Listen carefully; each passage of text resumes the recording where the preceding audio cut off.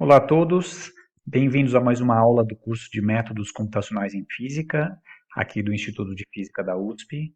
Meu nome é Luiz Gregório Dias e vamos continuar com as aulas de Mecânica Quântica. Na aula de hoje a gente vai falar sobre tunelamento. Então, só para relembrar, a gente teve duas aulas já sobre evolução temporal em mecânica quântica, resolvendo numericamente a equação de Schrödinger. A gente viu na primeira aula como resolver usando o método de Funke-Putta e viu que essa era a melhor opção, porque preservava a norma ao longo do tempo. Na última aula a gente viu como calcular valores esperados, em particular o cálculo da energia. E na aula de hoje, então, a gente vai falar sobre tunelamento através de uma barreira. Então vamos aqui falar um pouco mais sobre os objetivos da aula de hoje.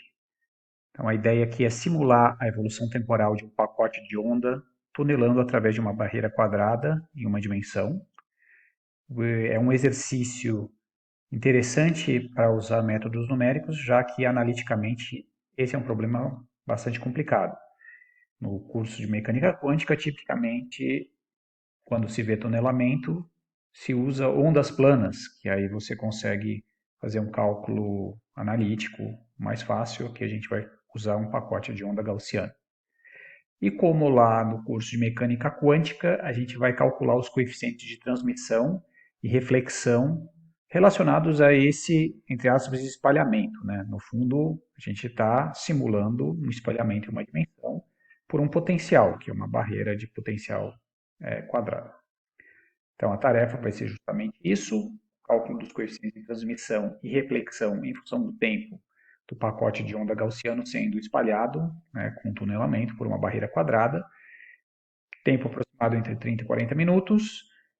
Vai ter alguns truques que eu vou mostrar para vocês de como fazer a representação disso em uma animação, mas o interessante aqui é justamente como calcular esses coeficientes de transmissão e reflexão em função do tempo. Em mecânica quântica, tipicamente, nos cursos, a gente toma o limite assintótico disso, no caso de ondas planas, ou seja, muito tempo depois da colisão, e vê como é que esses coeficientes, né, depois de um certo tempo, se comportam. Aqui a gente vai poder ver a dinâmica, exatamente com uma animação.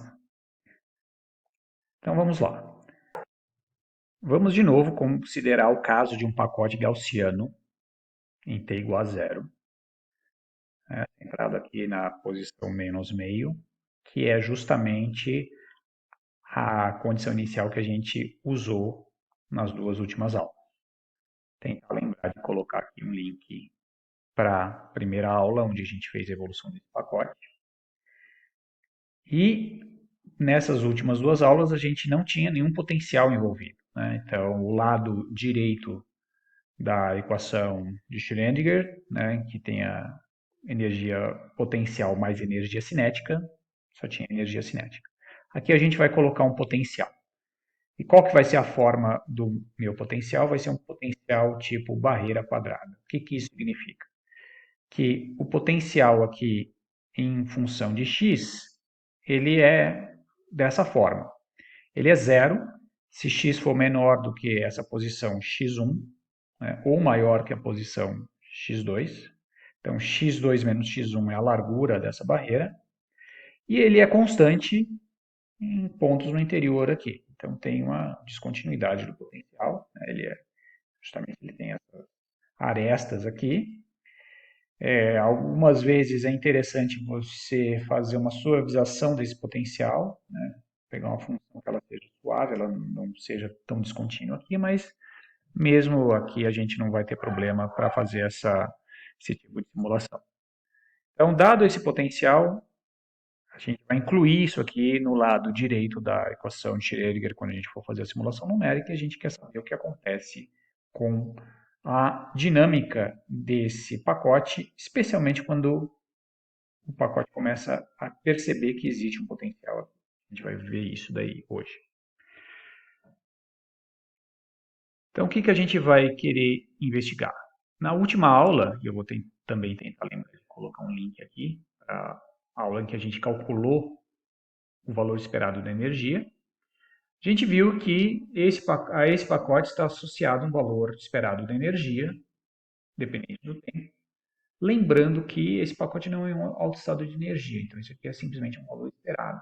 Né? Existe uma flutuação em torno desse valor esperado, mas isso aqui já nos dá uma boa ideia de qual que é a escala de energia associada a esse estado aqui. E a gente vai, então, considerar dois casos. A gente vai considerar pacotes com valor esperado de energia abaixo da altura do potencial e também vai considerar pacotes de onda com um valor esperado da energia acima de V0.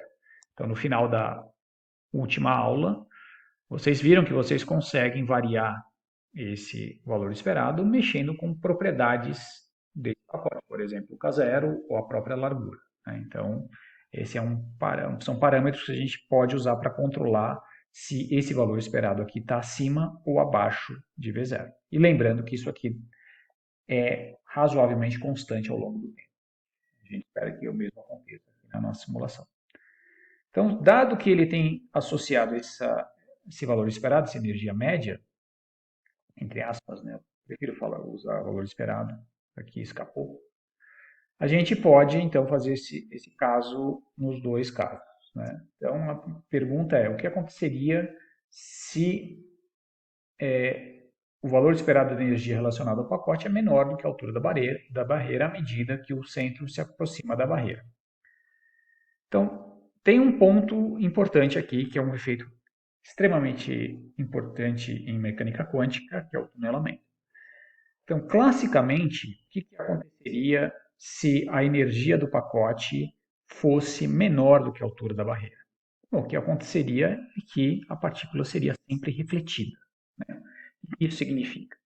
Vamos pensar, voltar aqui ao meu slide anterior, e vamos pensar que isso aqui não fosse uma barreira quadrada, mas como eu disse, foi uma barreira um pouco mais suavizada.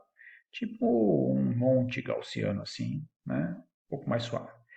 E eu jogasse uma bolinha, né, clássica com uma energia cinética que fosse abaixo da altura desse montinho clássico. Então, o que acontecia? Essa bolinha ia subir, né, desprezando atrito e dissipação, mas ela ia chegar só a uma altura máxima, tal que a energia potencial dela fosse igual à sua energia cinética inicial. Então, como a energia cinética inicial é menor do que a altura da barreira, ela ia chegar aqui e voltar. Em outras palavras, ela ia ser refletida. Ela ia não conseguir passar pelo morrinho. Ela ia vir aqui, subir e voltar. Né? Aí você aumenta a energia cinética dela, ela sobe um pouco mais e volta. Até o ponto em que a energia cinética dela é igual, um pouquinho maior do que o valor da barreira, e aí ela passa. Então é isso que eu quero dizer que classicamente, se a energia for menor do que a altura da barreira, a partícula é sempre refletida. Em mecânica quântica, isso não ocorre. Então, mesmo que o valor esperado da energia, lógico que é um valor esperado, não tem um valor fixo. É um valor esperado, tem flutuações, mas se a gente isso aqui é uma boa medida da energia da partícula. Esse valor esperado seja menor do que a altura do potencial, existe uma probabilidade não nula de se medir a partícula numa posição após a barreira, em um tempo suficientemente grande. Quão grande, a gente vai ver, isso vai depender da dinâmica do pacote. Mas note, o fato de que essa energia aqui não é um valor fixo, que ela pode flutuar, é crucial para esse comportamento. Né? Então, o valor esperado não é um valor de energia fixa, é simplesmente um valor esperado. A energia pode ser medida com valores acima ou abaixo desse valor esperado, que é a dispersão em energia. Tá? Já que o pacote não é um alto estado de energia. Se ele fosse um alto estado de energia, daí sim, teria um valor fixo, quantizado e etc. Mas aqui não é o caso. Então, esse é o tunelamento. Existe uma probabilidade de você medir a partícula em um tempo suficientemente grande. E qual que é a probabilidade de medir a partícula numa dada posição? Ou, por exemplo, uma posição x que seja maior que x sobre 2. ela vai ser dada por isso daqui. A integral de x sobre 2 até o infinito da densidade de probabilidade de encontrar a partícula entre x e x mais dx, que é módulo de π ao quadrado. E aqui a gente divide pela norma do estado, porque numericamente isso aqui não é exatamente igual a 1, né? Então, isso é o que eu chamo de coeficiente de transmissão.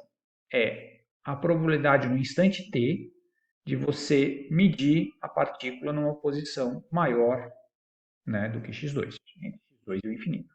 Tá? E essa é uma das ideias da mecânica quântica, que isso aqui é uma densidade de probabilidade. Se a gente integrar no intervalo que a gente quer, a gente tem a probabilidade da partícula estar nesse intervalo. Então, para tempos grandes, esse coeficiente de transmissão, dependendo do tempo, ele vai me dar a probabilidade do fato da partícula ter sido transmitida. Ou seja, num tempo que seja grande comparado ao tempo de interação entre o pacote e a barreira, isso aqui vai me dizer se a partícula passou ou não, ou a probabilidade dela ter sido transmitida através da barreira. De forma similar, a gente pode medir qual que é a probabilidade da partícula estar do lado esquerdo da barreira.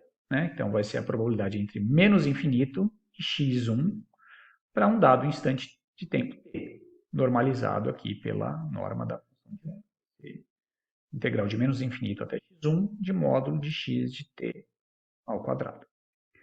Então, claramente, né, para a nossa figurinha aqui, eu vou voltar nela um pouquinho, né, se o pacote está localizado do lado esquerdo da barreira aqui, né, essa integral vai ser a integral de x em 0 ao quadrado entre menos infinito e x1, vai ser praticamente igual a 1, porque essa cauda aqui gaussiana para x maior que 1 vai me dar uma contribuição zero para a integral. Então, pela normalização do pacote, quase todo, para não falar de todo, o pacote está localizado aqui do lado esquerdo da barreira. Então, nesse instante t igual a zero, o coeficiente de reflexão que eu estou colocando, entre aspas, seria 1. Mas a gente só consegue falar de coeficiente de reflexão para tempos longos, depois que isso aqui foi espalhado por esse potencial aqui. Mas aqui a gente vai tomar essa liberdade de simplesmente associar isso aqui como um coeficiente de reflexão, mas lembrando que ele vai começar em 1 e vai diminuir provavelmente com o tempo, à medida que parte da partícula do pacote seja transmitido para o lado direito e parte reflita para o lado esquerdo. Então, o fato dele começar em 1 vem da nossa definição, que t igual a zero, a integral de menos infinito até x1 é praticamente igual à integral de menos infinito a mais infinito, já que esse psi módulo de psi quadrado é praticamente zero para qualquer valor de x maior do que x1. Então, é isso que eu queria dizer. Para tempos curtos, r igual a 1, ou muito próximo de 1, uma vez que o pacote está localizado antes da barreira. E para tempos grandes, essa quantidade vai nos dar informação sobre a reflexão do pacote, não através, mas a reflexão do pacote depois do espalhamento com barreira. Então, a pergunta que a gente quer responder hoje com a simulação é como o coeficiente de transmissão em função do tempo e o coeficiente de reflexão em função do tempo se comportam em função da energia inicial. Se eu mudar os meus parâmetros para que o valor esperado da energia mude, a gente quer saber o que isso acontece. Então, essa é a tarefa de hoje. A gente vai fazer a simulação do nosso velho conhecido pacote gaussiano aqui normalizado, com partes reais e imaginárias, mas agora considerando esse potencial aqui no lado direito da equação de Schrödinger.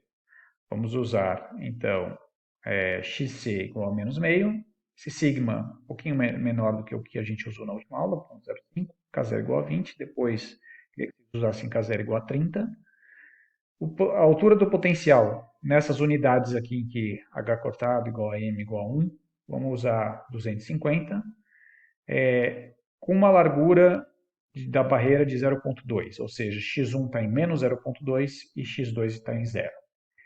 Então vamos calcular a evolução temporal, psi de x e t, né? De 0 até 0,04, com o mesmo passo 10 a menos 4 que a gente usou nas últimas aulas, o mesmo R também que a gente usou nas últimas aulas. E a gente vai calcular algumas integrais aqui. Então, lembrando que é interessante você ter aquela rotina que faz o cálculo, usando a regra no terço de Simpson, usando o trapézio, né, a sua escolha, mas vamos fazer vários cálculos aqui. Lembrando, cálculo da valor esperado da energia, vai ter uma parte real e uma parte imaginária, que a parte imaginária a gente espera que fique próximo de zero. O coeficiente de reflexão, que é a integral de menos 1 até x1, né? Então menos 1 aqui é o nosso menos infinito, entre aspas, e o coeficiente de transmissão, que vai de x2 até 1. Ah, mas poderia aumentar isso aqui? Poderia. O importante é que esse domínio total seja muito maior que, por exemplo, a largura do pacote de onda, né? Então, aqui está razoável aqui, né? Pode ter efeitos de borda quando o pacote vai chegar próximo da posição x, né? Talvez vejam isso. E faz um gráfico de R de t sobre t. Eu queria que vocês fizessem o que você espera, ou indicassem no script o que você espera que vai acontecer com R de t e t de t, né, o t maiúsculo de t, coeficiente de transmissão. Para K0 igual a 20, calcule, então, o valor esperado da energia, compare com V0, e depois K0 igual a 30 e calcule o valor esperado da energia e compare com V0. Então, essa tarefa é essencialmente uma adaptação do script da aula anterior, então fique à vontade para pegar o script da aula anterior e adaptar para essa tarefa.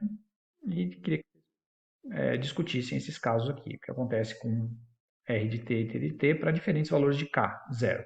Por exemplo, K0 igual a 30, K0 igual a 10, K0 igual a 20, ver por que isso está acontecendo.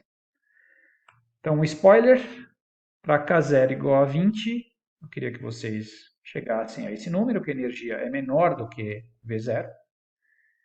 Para K0 igual a 30, ela é maior do que V0, lembrando que V0 é 250.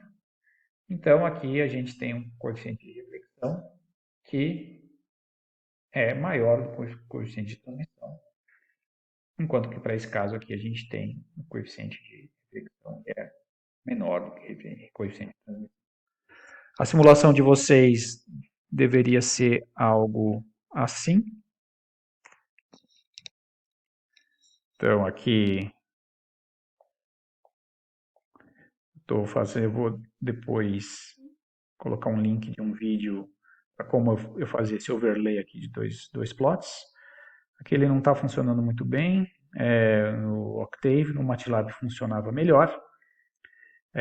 Aqui às vezes o gráfico some, mas está dando para ter uma ideia da animação aqui, à medida que o tempo passa, o pacote vai chegando mais e mais perto da barreira, e aqui vai aparecendo algumas coisas interessantes em relação a o que acontece à medida que ele é, entre aspas, espalhado pela barreira. Então, para tempos longos, a gente vai ver que parte do pacote vai estar aqui na parte direita e parte do pacote vai acabar vindo para o lado esquerdo da barreira. Então, aqui já está vendo uma parte que está tunelando através do pacote e a outra está sendo refletida. Então, aqui, essa simulação aqui está um pouco mais lenta, justamente por conta do fato de que a gente tem uma barreira aqui, nossa, aquela evolução temporal do pacote abrindo à medida que ele vai sendo espalhado. Então, e também a animação está produzindo alguns problemas nesse erro aqui. execution error in graphics fallback function, que às vezes ele some, talvez tenha a ver com a pausa que eu estou dando, não entendi direito o que está acontecendo aqui no Octave. Mas é algo assim que vocês deveriam ver, e aí eu vou tentar dar um link para um outro vídeo aqui que dá umas dicas para como fazer essas, por exemplo, esse overlay aqui de dois gráficos na mesma, né, o gráfico de V de x e o gráfico de psi de x de t na mesma janela. Certo? Então, para a aula de hoje é isso. Espero que vocês tenham gostado. Aqui, como eu disse, um curso de mecânica quântica usual, a gente faz esse cálculo com ondas planas. O cálculo numérico com pacotes de onda é bem mais complicado, mas aqui a gente consegue simular de um certo jeito e obter, então, os coeficientes de transmissão e reflexão para tempos longos, né? Note que eles convergem para um certo valor. E aqui a gente pode, inclusive, fazer o cálculo de coeficiente de transmissão em função da energia, né? Variando K0, né? Pegar esses valores aqui e fazer um gráfico. Ok? Então, até a próxima aula. Até mais para todos.